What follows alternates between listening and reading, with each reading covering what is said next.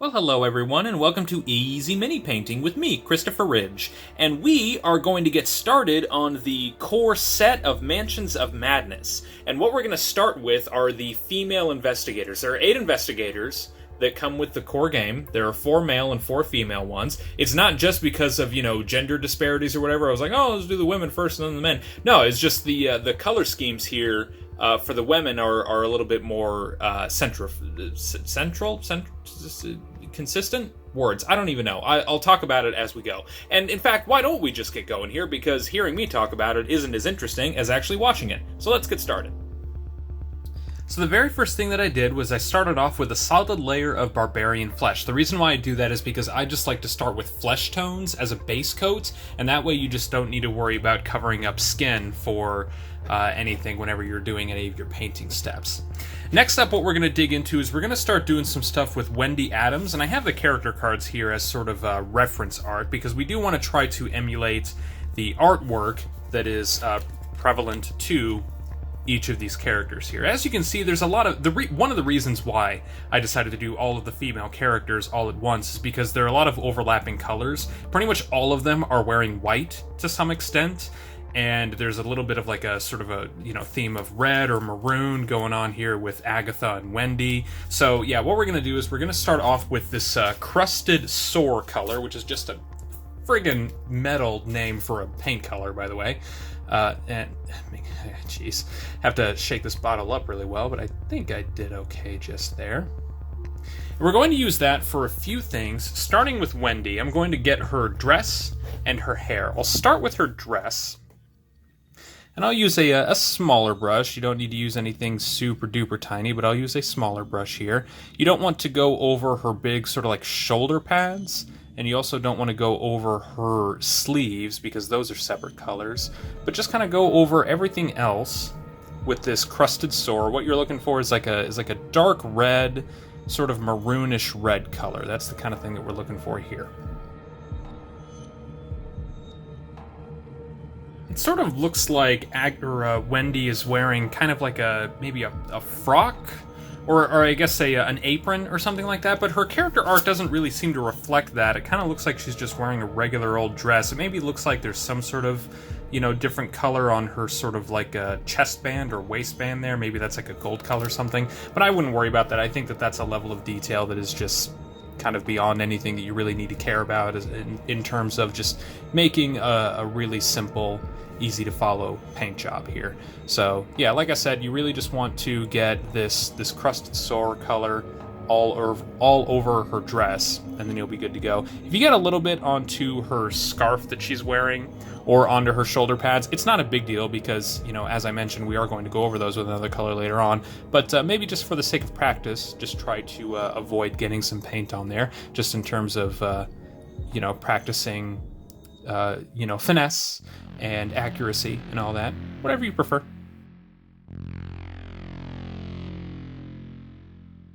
Alright, and then what we're also going to do too with Wendy here is that it looks like, so her hair looks like is a slightly different shade of kind of brown or red, but I think that it's really, really similar. And in terms of just getting really, really simple table-ready miniatures, I think you can just use the same color.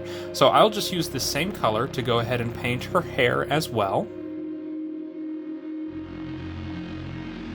Alright, and then after that, we're also going to get Agatha here. Her shirt has that same sort of red color, so we're going to go ahead over her shirt with this. Now, she's wearing like a medallion kind of thing. Just go ahead and go over the medallion. Don't worry about that, because we're going to go over that with another color later on. But you do want to make sure to get right below her sort of like collar, right below her neckline. There's just a little bit of space in between her medallion and that. So yeah, just go ahead and go over the medallion. Don't worry about it.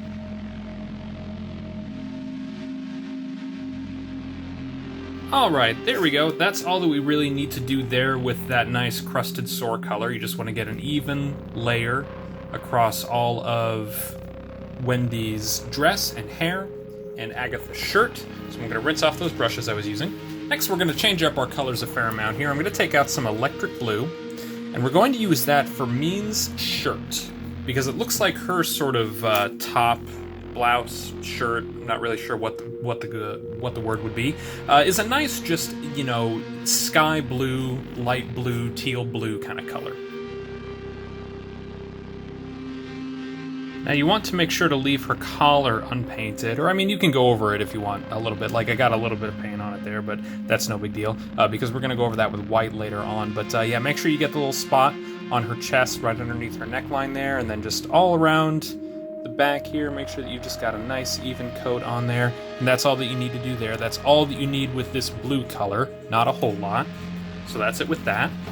Now here's where we need to start using our imagination a little bit actually, because as you can see by the character art on here, you don't get to see anything below the sort of bust. You know, all you really see is maybe their chest up. So you just kind of have to imagine or just sort of decide on your own what their legs and everything like that looks like. So I sort of imagined that Minh maybe has, you know, a similarly colored dress, but maybe just like a little bit darker. So what I'm going to do is I'm going to take out some deep blue here, and I'm going to use that for her dress. Just do an even layer of this deep blue around her dress, skirt, I guess skirt. Yeah, it's not a dress. It's, oh, geez, pardon my ignorance, but it's a skirt if it only comes up to your waist, right? But it's a dress if it like goes up to your chest and shoulders. Is that right? Anyone? I don't know. Again, pardon my ignorance. A little something like that for her skirt. I think that looks pretty good. And then, why not, also, I'm going to go to Agatha here. Maybe she's got some blue leggings. I don't know why. Maybe she's just a little bit of an eccentric. Maybe, I don't know. Screw it. I don't care. Whatever. I'm going to give her blue leggings here. You can give her whatever kind of legging color that you want, but I'm going to go with this deep blue color. Why not? There we go. Just a little bit something like that. I don't know. Like I said, I'm just imagining something kind of wild and silly. All right, and that's all that we're going to do with that deep blue color.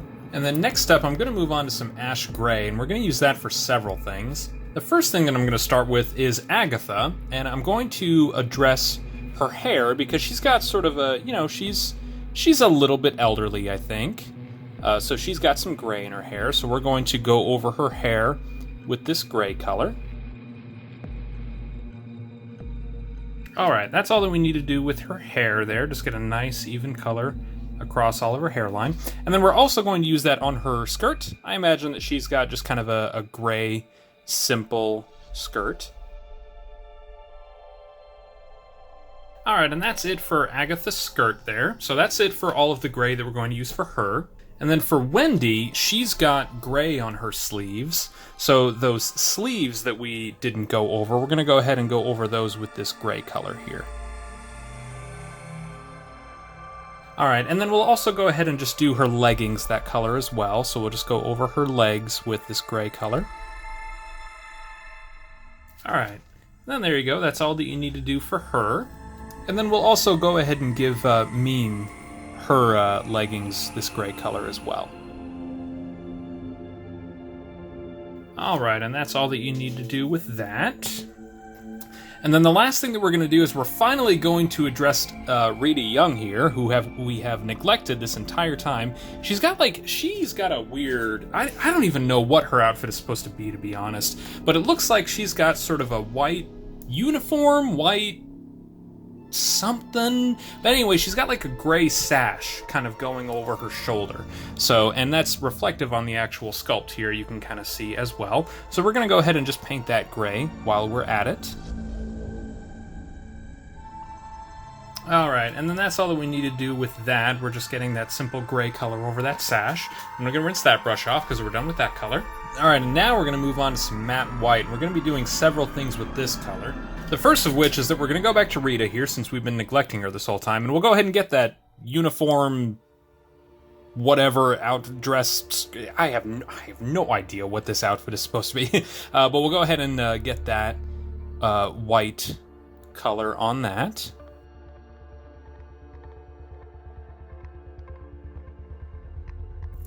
All right, and that's it for Rita's uniform. Yeah, I don't know. Maybe it's some sort of athletic outfit or uniform or something from, you know, like the 1920s or something like that. Maybe that's what they're going for. Okay, but then it looks like she's probably wearing some like athlete's shoes and then some just, you know, some gym socks. So we'll just give her some white socks as well.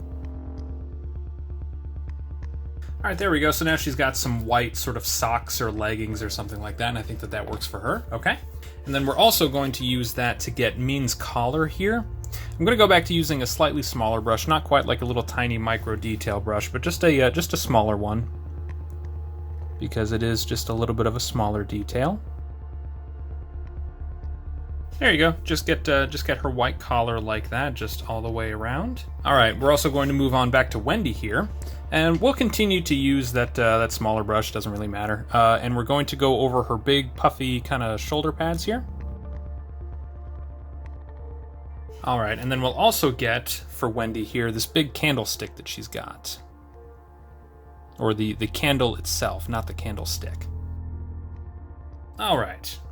And then the next big thing that we're going to do with this white color is we're going to get Agatha's big white lab coat, like her doctor's coat, something or other. I think she's a professor. I think that her backstory is that of a professor somewhere. So yeah, it's probably like a doctor's coat or a lab coat or something like that. But anyway, it's big and white, and we're going to go ahead and knock it out. Now, another thing that you can do, too, with Agatha, if you want, it's up to you, you can kind of see in this picture, actually, it looks like she's wearing some sort of, like, latex gloves. You know, like she's wearing some, you know, doctor's gloves or something like that. So if you want, you could go ahead and go over her hands with this white color as well. I'm not going to do that, though, because, you know, in this same picture, too, her sleeves are kind of rolled back just a little bit, and you can see a little bit of her forearm. And I think it would make a little bit more sense if she had some forearm showing in this sculpt, but she doesn't. So if you just have white coat and white gloves, it might look a little bit weird. It might not be immediately apparent that she's wearing gloves, and more just that, you know, maybe you just went over the whole thing kind of somewhat carelessly. I don't know. It's up to you, but if you want to have her have white gloves, it is certainly an option.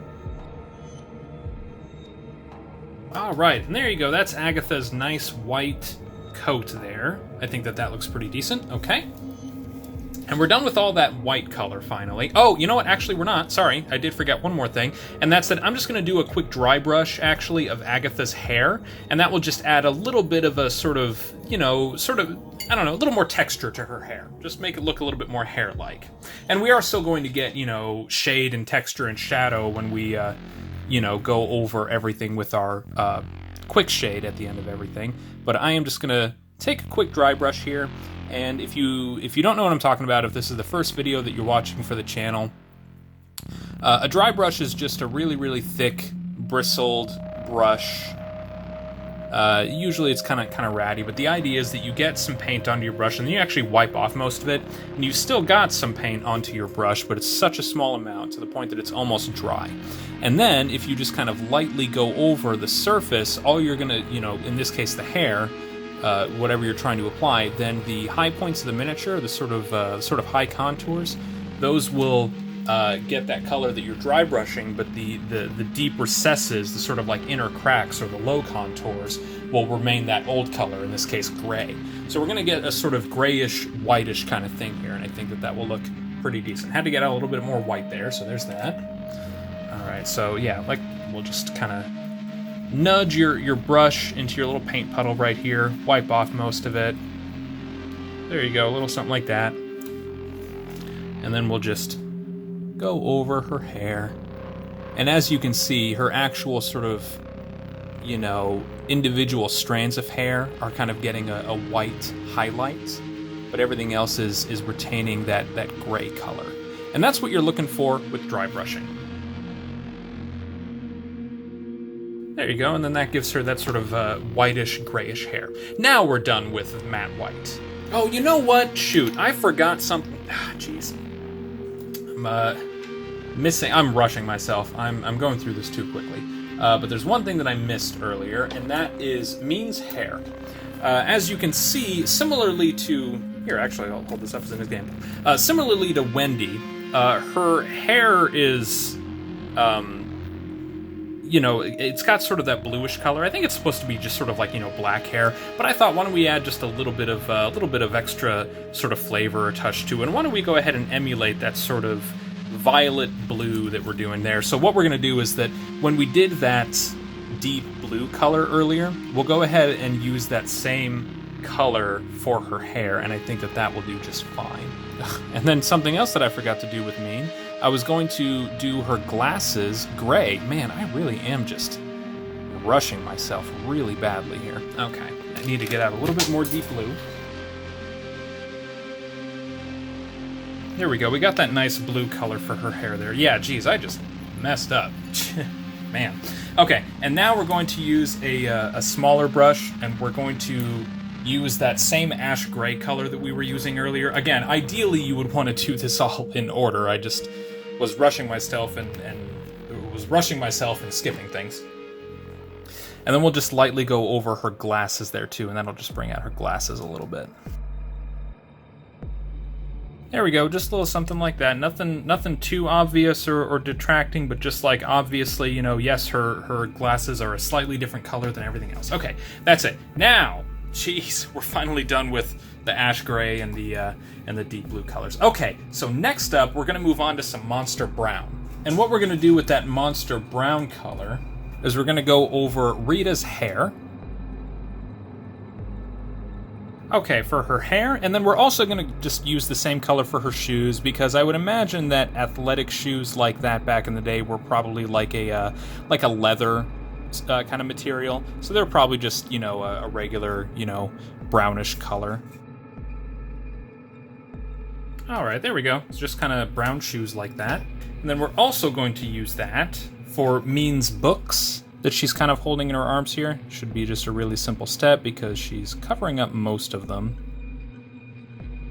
Okay, so that for her books. And then what we'll do too is we'll just kind of assume that Wendy has kind of brown shoes as well. So we'll just go over her shoes with this brown color, and then we'll call it a day with this brown. There you go, brown shoes for Wendy there, and then that'll do it for that.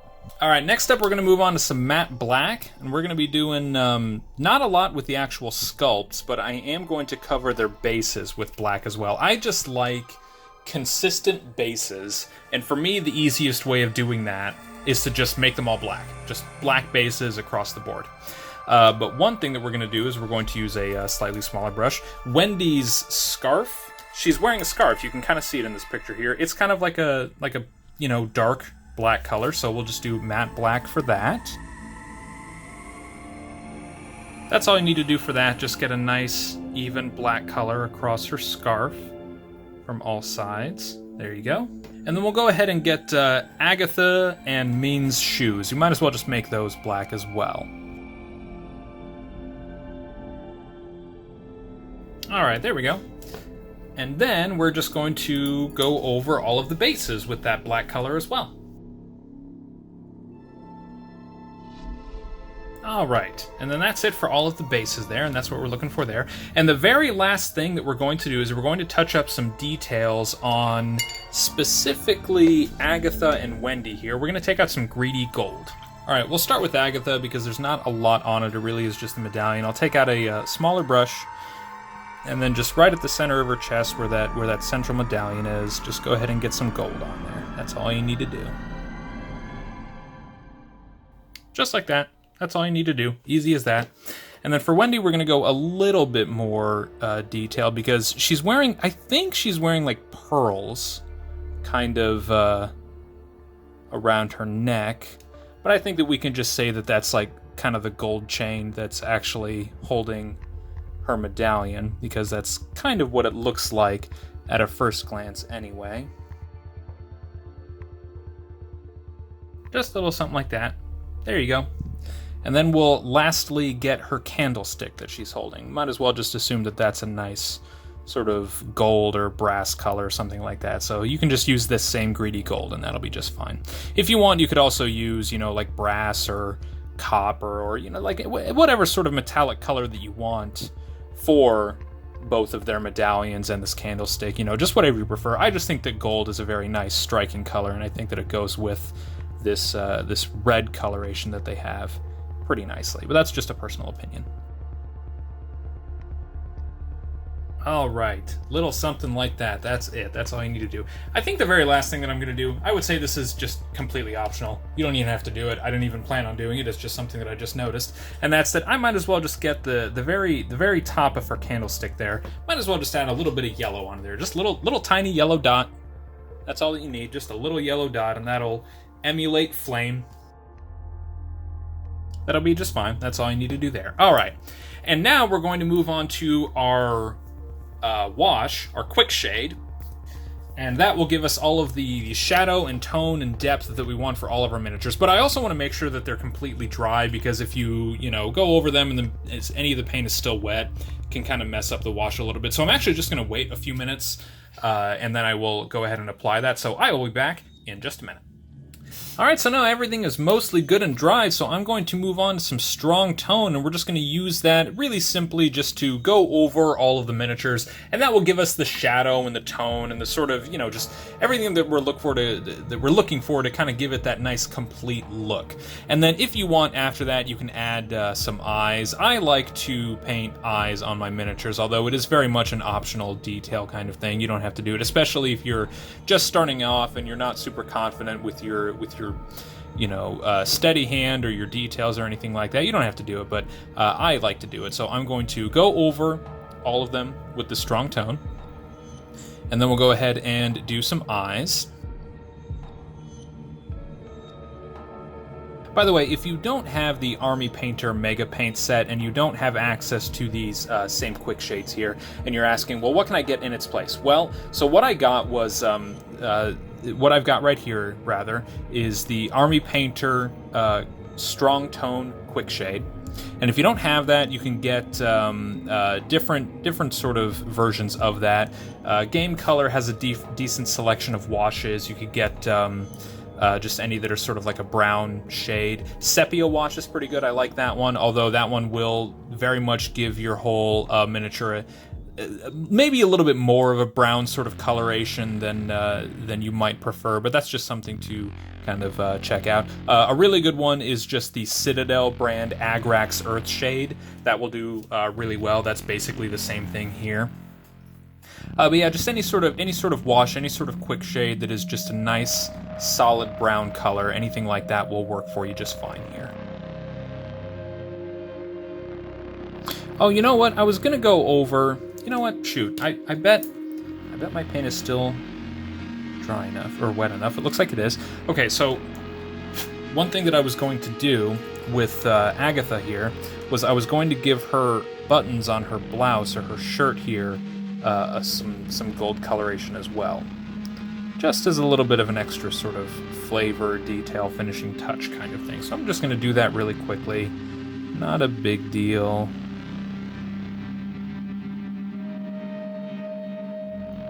There we go, easy as that. And then I'll just make sure not to disturb those buttons that I just painted while I'm applying this quick shade.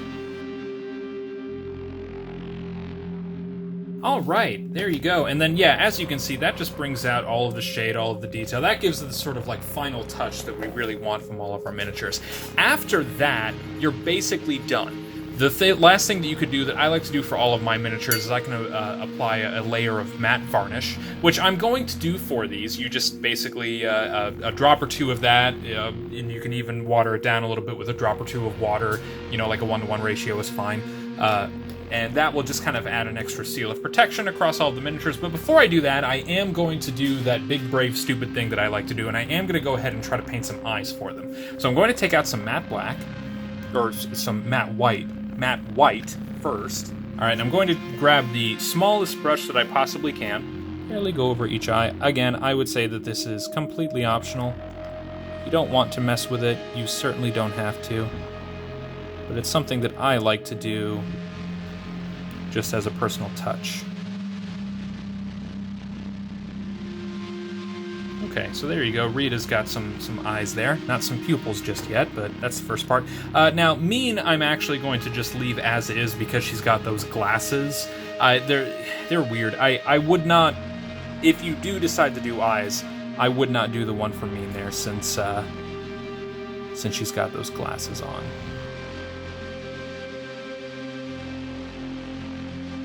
sorry, I probably had these miniatures out of focus a few times now on this video. Sorry about that. My setup is just a little bit different.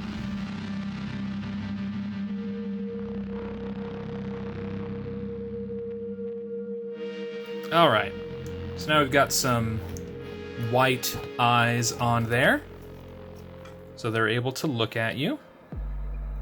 And now we're going to go ahead and take out just a little bit of matte black, and that'll get the pupils on there. And then we're all done with all of the actual detail work. And then after the Quickshade itself is completely dry, I'll go over everything with that matte varnish. And then we're done.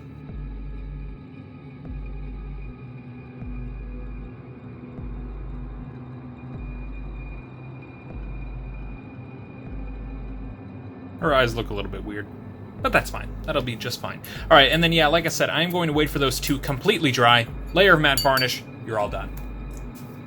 And there you go, everybody. Those are the female investigators from the Mansions of Madness core set. I think that they turned out okay. Like I said, the big thing is that I have weird feelings about eyes. I like to do eyes, even if they don't look good. Whatever. But you don't have to do the eyes if you don't want to, and even if you don't, I think that those will be perfectly functional as they are. So that's it, everyone. If you liked the video, go ahead and throw it a like. If you want to see the rest of the core set of Mansions of Madness, go ahead and subscribe to the channel. Next week, I will be knocking out all of the male investigators, so we'll get to see William Yorick. He's one of my favorites, as well as Preston Fairmont. Well, anyway, the male investigators that come with the core set. So, hope to see you then. Have a good night, everyone. Thanks for watching.